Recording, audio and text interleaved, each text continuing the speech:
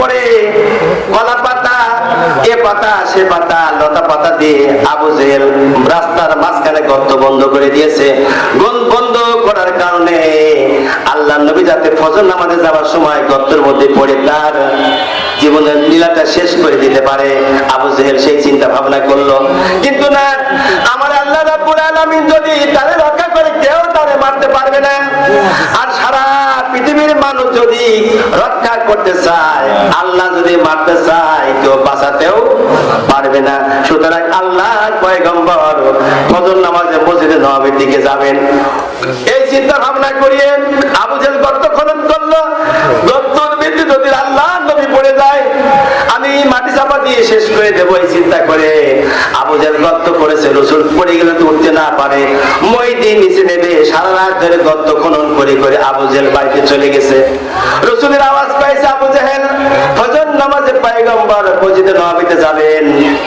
আল্লাহ রাব্বুল আলামিন জিবরাইল ফেরেশতাকে ডেকে বলছেন, জিবরাইল যা যা, জিবরাইল চলে যা। আমার বন্ধু, আমার পয়গম্বর, আমার দোস্ত জনাবি মুহাম্মদ রাসূলুল্লাহ সাল্লাল্লাহু আলাইহি সাল্লাম মসজিদ নববীতে যাবে, এই গর্তের মধ্যে পা পড়লে তো আমার বন্ধুকে আবু জেহেল এসে মাটি চাপা দিয়ে শেষ করে দিবে। রে জিবরাইল, তোকে 600 ডানা দিয়েছি, আমার বন্ধুর জন্য গর্তের মাঝখানে নূরের একটা পাখা বিছাইয়া দে। আমার বন্ধু যেন বুঝতে না পারে, নূরের পাখার উপরে আমার বন্ধুর পবিত্র কদম মোবারক রেখে পার হয়ে মসজিদ নববীতে চলে যাবে। আল্লাহ নবী জনাবি মুহাম্মদ রাসূলুল্লাহ সাল্লাল্লাহু আলাইহি সাল্লাম ফজর নামাজের সময় তিনি বাড়ি থেকে বের হয়ে মসজিদ নববীতে চলে গেছে। এদিকে জিবরাইল ফেরেশতা গর্তের মুখে তার জানা বিছা রেখে দিয়েছেন। আল্লাহু আকবার। এমন সময়ে আবু জেহেল চিন্তা করলো, আমি তো দেখলাম আব্দুল্লাহর পুরা মুহাম্মদ সাল্লাল্লাহু আলাইহি সাল্লাম বাড়ি থেকে বের হয়ে গেল, আওয়াজ পাইলাম পায়ের, নিশ্চয় গর্তের মধ্যে পড়েছে, আমি দেখে আসি একটু। আবু জেহেল সারা রাত ধরে গর্ত খনন করেছে, চোখে ঘুম, চোখে ঘুম ঘুম ভাব। আবু জেহেল গর্তের মধ্যে উকি মারে, উকি মারতে গিয়ে ফস করে পা পড়ে নিজেই পড়ে গেছে। এবার আবু জেহেলকে সর্বনাশ, কি করি এখন, আমি আনন্দিত মই উঠবো কি করে, চিন্তা ভাবনা করে কি করে বয়ে ওঠা চিন্তাধারা করলো না। সকালবেলা যখন এসেছে, আপনাদের কাছে একটা প্রশ্ন, রাস্তার মাঝখানে সারাদিন গিয়েছেন ভালো, রাতে যদি অনেক বড় গর্ত দেখেন, তাহলে পরে যাবার সময় যদি গর্ত দেখেন, তাহলে কি বলবেন? কোন সালারে গর্ত করেছে কইবেন না? আবু জেহেল ভাসতে যাচ্ছিল, বললে যে কোন সালারে গর্ত করেছে, এত বড় গর্ত, রাস্তার মাঝখানে যাবো কেমনি? আগে তার কার্পেটিং করা রাস্তা ছিল না, ছিল ঢালাই রাস্তা ছিল না, ঢালাই রাস্তা কার্পেটিং রাস্তা খুঁড়তে বড় সময় লাগবে, একা দ্বারা সম্ভব নয়। তখন ছিল সেই আজ থেকে 40 বছর 45 বছর আগে যেমন রাস্তাগুলোর ঘাটছে অবস্থা ছিল, ওই রকম মাটির রাস্তা ছিল। আবু জেহেল খুঁড়ে আরাম পাইছিল একা একা। আবু জেহেল এবারে গর্তর ভিতর থেকে বলছে, ভাতিজা বকা দিস না রে, আমি আবু জেহেল তোর চাচা, গর্ত করেছি, তুই এখানে আয়। উপর থেকে নিচে চাই দেখে আবু জেহেল পড়ে আছে। নেতাজি আপনি এখানে কেন? কয় ভাতিজা আর বলিস না, তুই আমাকে গর্ত থেকে তোল। ভাতিজার হাত বাড়া দিয়েছে, 8 হাত শট। কয় হাত শট? 8 হাত শট। ভাতিজা সেখান থেকে ফিরে চলে আসছে, আসার পরে দড়ি নিয়ে গেছে, দড়ি নেওয়ার পর দড়ি দিয়েছে। আল্লাহ বলেন, রে আবু জেহেলের পায়ের নিচের মাটি শোন কোন হয়ে যা। আবু জেহেলের পায়ের তলে যে মাটি রয়েছিস, 8 হাত সব সময় বাকি থাকবি, যতবার দড়ি দিক না কেন 8 হাত যেন শর্ট হয়। কার কথা? আল্লাহ পাক জানা দিয়েছেন, মাটিরে তুই নিচের দিকে দিবে যাতে থাক। তার ভাতিজাকে বলে, ভাতিজা একটু কোন শর্ট বেটা কি করলি, একটু বড় দই নিয়ে আয় না বাপ। বড় দই নিয়ে এসে নিচে নামা দিয়েছে, 8 হাত শর্ট। তাই বেটা আর একটু বড় দই আনতে পারিস না?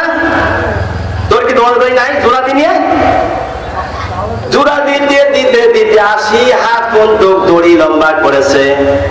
80 হাত নিচে আবু জেহেল মাটির মধ্যে ঢুকে গেছে। এখন বলেন, আবু জেহেলকে বাঁচার কোন রাস্তা আছে? কোন রাস্তা নেই। আবু জেহেল নিচ থেকে বলছে, ভাতিজা আর দড়ি লাগাস না রে, জোড়া দিয়ে আর কোন লাভ নাই, লাভ নাই রে।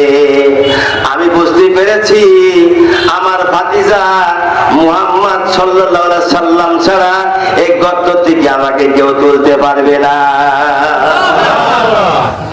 রে ভাতিজা, মসজিদ নববীতে যা আমার বন্ধু, আমার আত্মস্বজন, আপনজনরা যে আসবে তাদের দ্বারা কোনো কাজ হবে না। আমার চাচার কাজ চলে যায়, আমার ভাতিজার কাজ চলে যায়। ভাতিজা মসজিদ নববীতে আছে, আজকে চলে গেল মসজিদ নববীতে।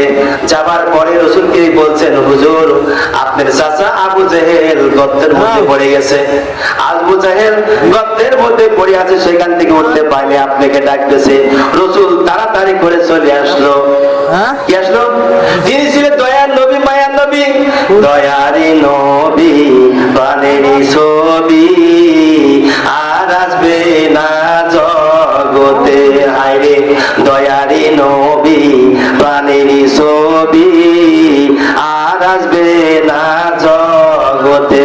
পরে 63 সাল জিন্দেগি কাঁদছেন বলে উম্মতি, 63 সাল জিন্দেগি কাঁদছেন বলে উম্মতি, এখনো কান্দের শুয়ে মদিনায়। দয়ারি নবী, প্রেমেরই ছবি, আর আসবে না জগতে। হাসরের দিনে উম্মত বিনে, হাসরের দিনে উম্মত বিনে, যাবে না নবীজি বেহেশতে। দয়ারি নবী, প্রেমেরই ছবি, আর আসবে না জগতে। আমার ভাইরা, দয়ার নবী, মায়ার নবী, রাহমাতাল লিল আলামিন, তিনি ছুটে আসলেন। এসে দেখে আবু জেহেল গর্তের মধ্যে পড়ে আছে। গর্তের মধ্যে শুধু পড়েই নাই, এত নিচে পড়ে আছে, দেখাই বড় দুষ্কর হয়ে গেছে। আমার ভাইরা, আল্লাহ নবী গর্তের মুখে এসে চাচা বললেন, কি করে এটা ভাতিজাকে আমাকে তোলো বলতেছি? কয় না চাচা, এই গর্তের মধ্যে আপনি কেমনে পড়েছেন একটু দয়া করে বলবেন নি? আবু জেহেল কয়, ভাতিজা একটু তোলো পরে আমি তোমার সব কথা খুলে কইতেছি। রাসূলকে আল্লাহর ফেরেশতার বলা বাকি আছে না নাই? ফেরেশতার বলা বাকি আছে না বাকি নাই? বাকি নাই। রাসূলকে আল্লাহ পাক আগে জানা দিয়েছেন। আল্লাহ নবী বলেন, চাচা নিচে কেন পড়ে না, আমাকে বলতে হবে, তা নাহলে আমি তুলতাম না। কয়, ভাতিজা আমার তুমি মাফ করে দিও, আমি বুঝতে পারিনি তোমাকে মারার জন্য গর্ত খনন করেছিলাম। এরপরে গর্ত খনন করার পরে, সারাতের গর্ত করার পরে চোখে ছিল ঘুম, হঠাৎ করে পা সটকে গর্তের মধ্যে আমি পড়ে গিয়েছি। এখন তো তোমাকে মারতে পারলাম, আমি নিজেই পড়ে গেছি। ভাতিজা আমাকে তোলো না। চাচা সুযোগ পাই না কি সুযোগ পেয়েছি, ইসলাম কবুল করলে উঠাইবো না, আমি উঠাইবো না।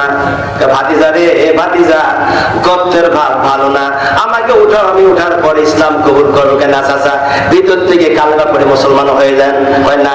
ভাতিজা রে, আমি একজন লিডার মানুষ, নেতা মানুষ, আমাকে চেনে এমন কে আছে? আমার দেখা থেকে আমাকে ইসলাম কবুল করবে, সুতরাং তুমি আমাকে উপরে তোলো। আমি ইমান আনলে সবাই দেখা থেকে ইমান আনলে তোমার দল ভারী হয়ে যাবে। আবু জেহেল কুমন্ত্রণা দেওয়া শুরু হলো।